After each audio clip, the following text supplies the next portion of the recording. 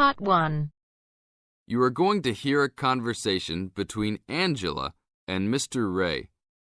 Angela is applying to join the library. Listen to the conversation and complete the form below. First, you have some time to look at questions 1 to 5.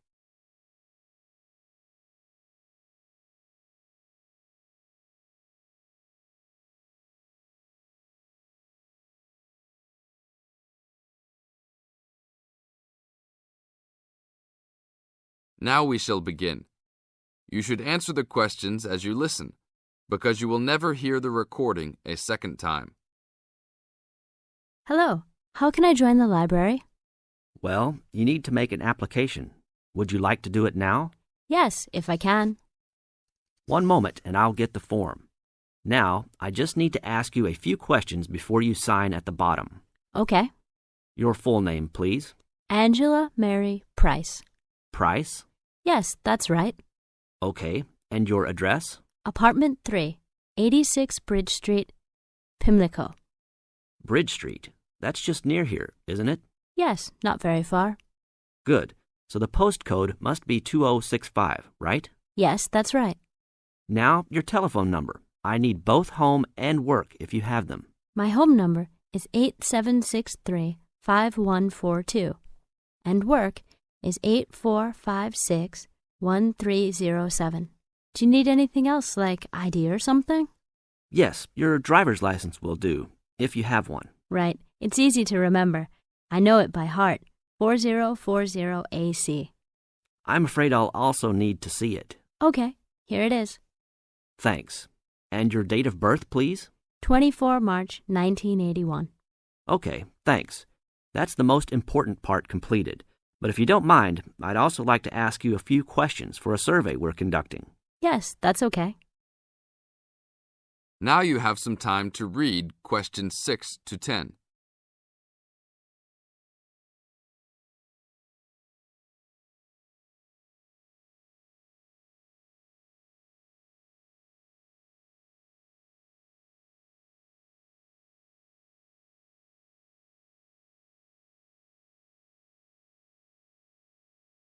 As the conversation continues, answer questions 6 to 10.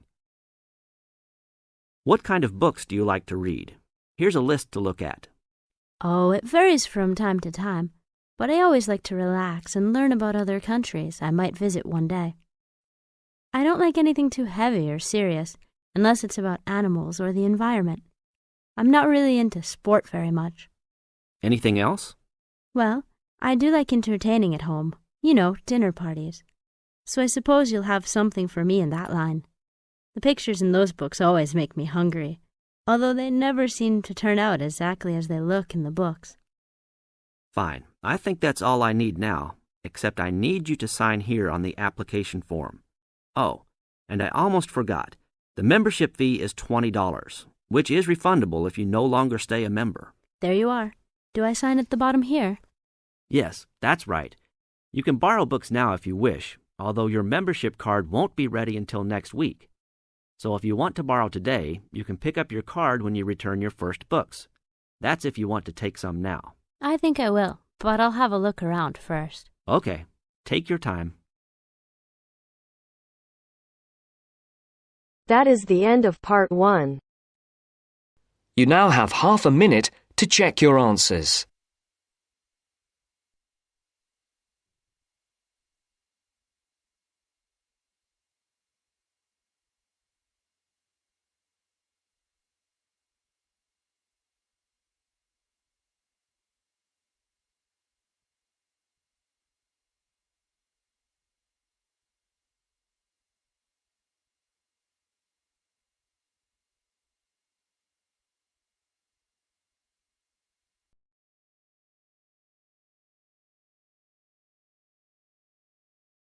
Now turns to Part 2. Part 2. You'll hear two university students discussing experiments. First, you have some time to look at questions 11 to 15.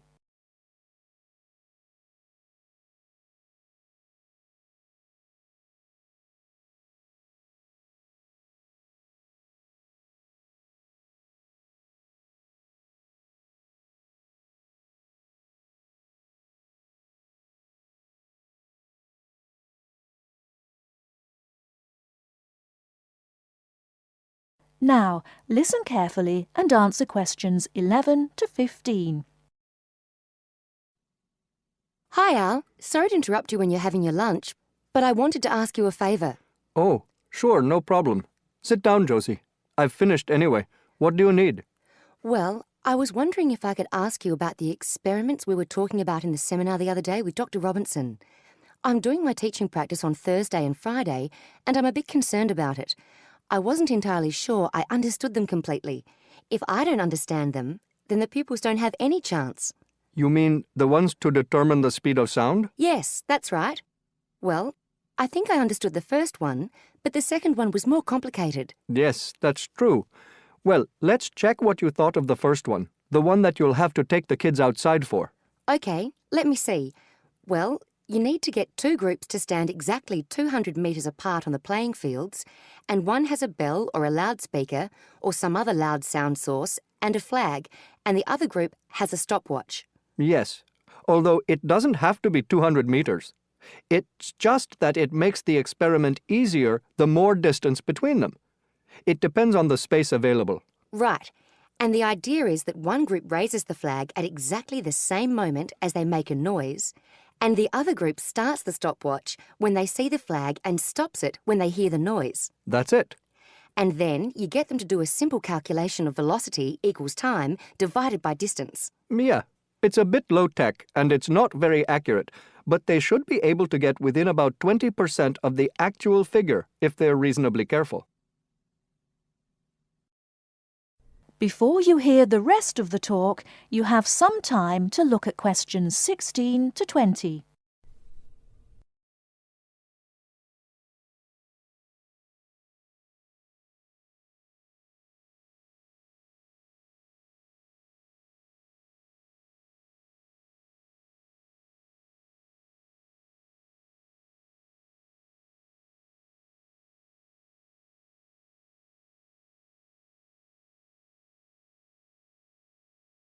Now listen and answer questions 16 to 20.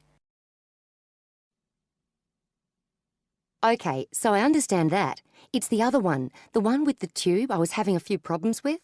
Can you just talk me through that and tell me exactly what I have to explain to the pupils? Okay. Well, the thing to remember is that sound is a wave, and waves have both frequency and wavelength.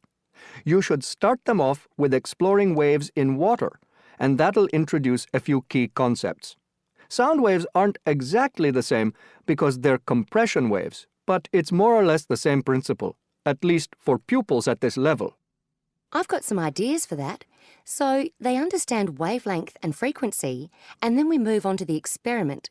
For that we need, let me just have a look at my notes. A long tube, a tuning fork, and a large barrel of water. Now, what do they do with those? And what's the point of it? It's fairly simple, really. You'll just have to remember that velocity equals wavelength times frequency. Ah, yes, that's the key, isn't it? Yes, the tuning fork is manufactured to produce a sound of a given frequency. So that just leaves you one thing to measure. The pupils hit the tuning fork so that it makes a sound and hold it toward the end of the long open tube. That makes the air vibrate. They should slowly move the tube up and down. They'll find that in some positions it gets louder. That's because of resonance. What's that again? It's when there are a whole number of waves in the column of air in the tube. It makes it louder. They then measure the length of the column of air, and they can work out the wavelength from that. And that's more accurate than the other experiment? Well, it is if the pupils take an average using different tuning forks. It should be much more accurate. Thanks, Al. That's clear to me now. I can't think of any more problems. Just make sure that the pupils keep good records. You need to tell them how important that is. Any mistakes with the maths can be corrected later, but you don't want them to have to go back and get the data again. You probably wouldn't have time for that anyway. Good advice, yes. I just hope it goes well in the classroom now. Good luck.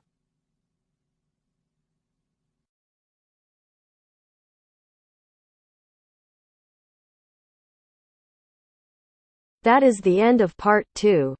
You now have half a minute to check your answers.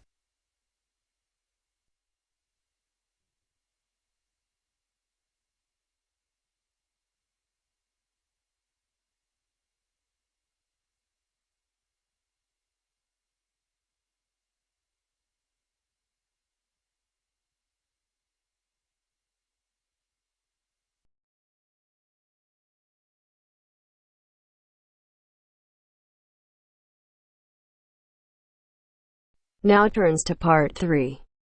Part 3. You will hear a discussion between students Maria and Jack. In the first part of the discussion, they're talking about their opinions about some of the things in their universities. First, you have some time to look at questions 21 to 26.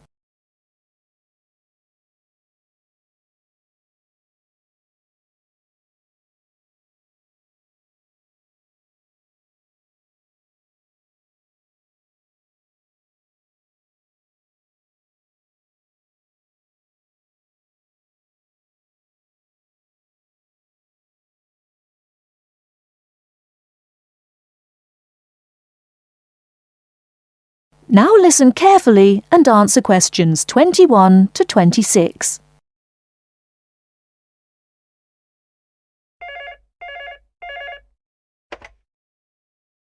Two four one 4331. Good afternoon. May I speak to Jack Robert, please? Speaking, please. Hi, Jack. This is Maria. Hello, Maria. How are you getting on there? Fine. I arrived in Nottingham yesterday. I've just settled down and I live on the campus of Nottingham University. Oh, that's good. Do you like the campus? Yes, it's beautiful. What do you think of yours? Edinburgh University? It's marvellous. It's on a hill and very close to the sea. I like it very much. It sounds beautiful. Jack, what's the weather like there? Oh, it's fine and sunny. It's said that the weather here is very nice in summer, but awful in winter. What's the weather like in Nottingham? Well, it's a bit depressing. It's been raining since yesterday. I can't go out, so I have to stay in my room. What about your room? Is it a nice one? Yes, it's small and elegant. How about yours? Mine is an ordinary one. It's a twin study room. I share it with one of my classmates. He's intelligent and very friendly. We're getting on quite well. How's your roommate? She's very nice, but a little bit quiet. She likes reading and seldom speaks. By the way, do you like the Scottish food there? Oh, I like it. It's very delicious. Oh, really? I don't like the food here. It's disgusting. It has no taste. I have to cook for myself in my room. Well, Maria, as the saying goes, when in Rome, do as the Romans do. Come on, don't be too choosy. Oh, someone's at the door. I have to answer it, Maria. I'll call you this evening. Bye. Bye. Ellen, a student union officer, is conducting a survey about the university facilities. She is asking 2 students about their opinions. Before you hear the rest of the talk, you have some time to look at questions 27 to 30.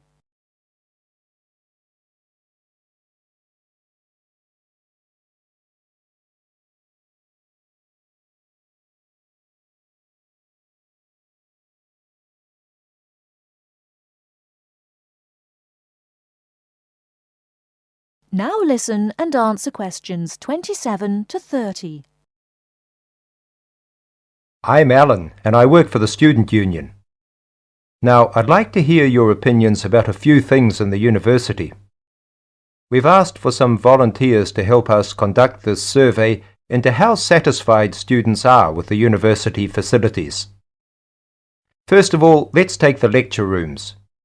We could score them, for instance, 1 is excellent, 2 satisfactory, 3 rather poor, and 4 really bad. Robert, you first, please. What do you think about the lecture rooms here? Not so good, I'm afraid. I would score 3. They're too small for one thing. Sometimes we can hardly find a seat. Yes, but that doesn't happen very often. Personally, I think they're all right. They're comfortable and the acoustics are quite reasonable. It doesn't matter where you sit, you can always hear the lecture. I would give 2 for them. How do you feel about the car parking facilities? Are they adequate? You must be joking.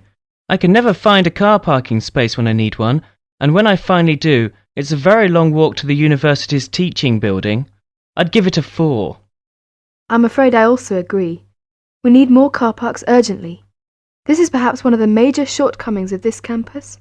It gets a 4 from me as well. I come to the university 20 minutes early just so I can drive around looking for a parking space.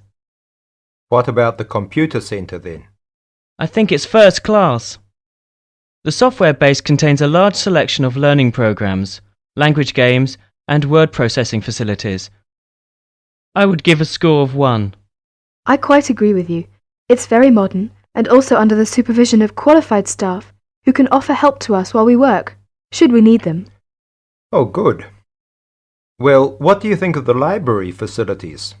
Let's say the periodical room first.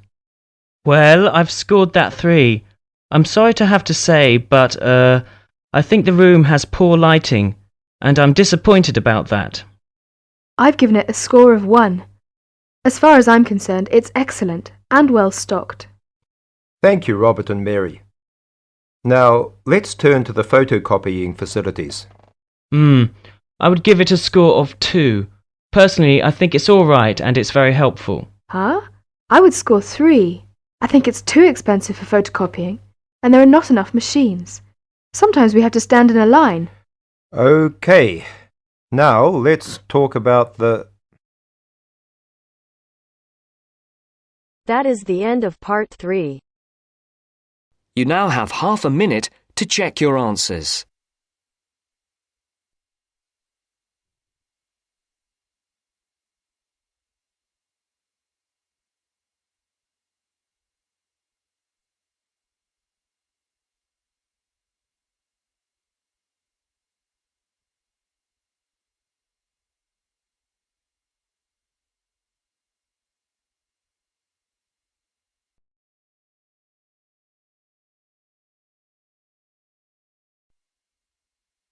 Now turns to part 4. Part 4. You will hear a lecturer talking about food preservation.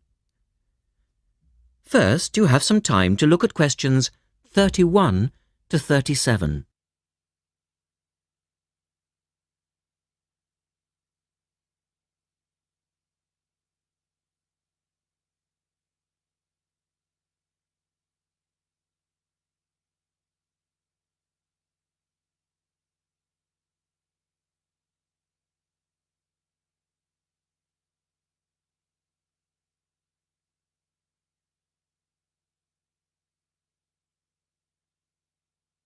Now listen carefully and answer questions 31 to 37.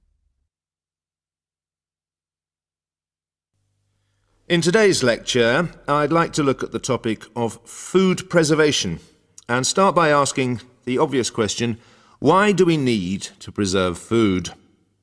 Well, apart from keeping it fresh for our daily needs, many foods, such as fruit and vegetables, are only available at certain times of the year, so if we want to be able to eat these foods all year round, we need to preserve them.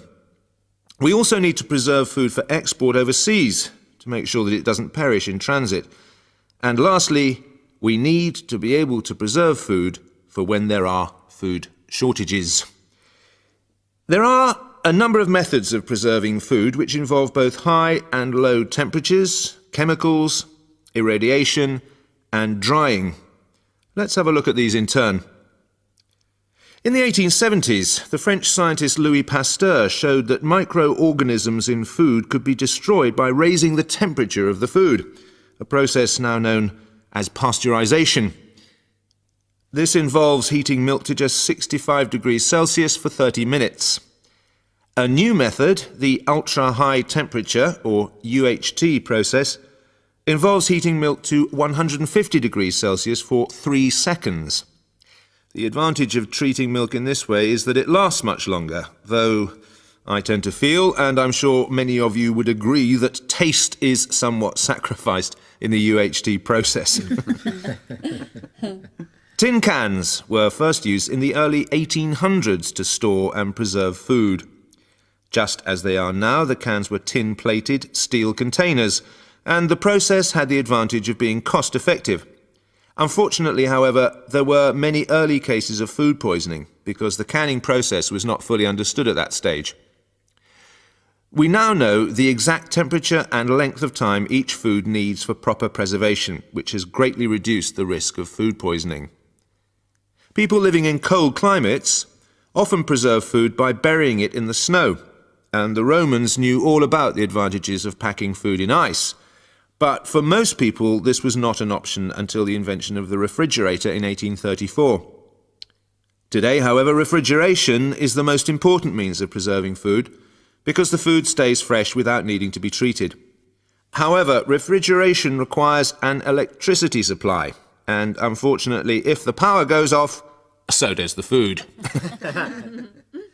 A variety of chemicals can be added to food, and you'll find their names listed on the labels of cans and bottles.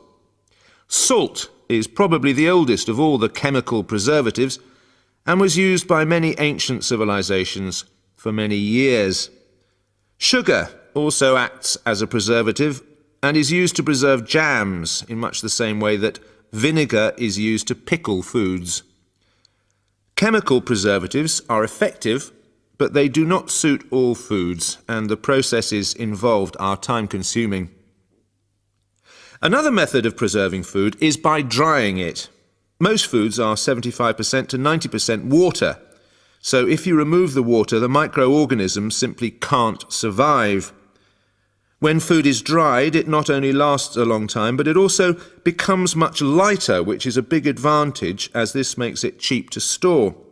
Though some people argue that valuable nutrients are lost in the process. In the second part, the speaker describes the process of drying food. Look at questions 38 to 40.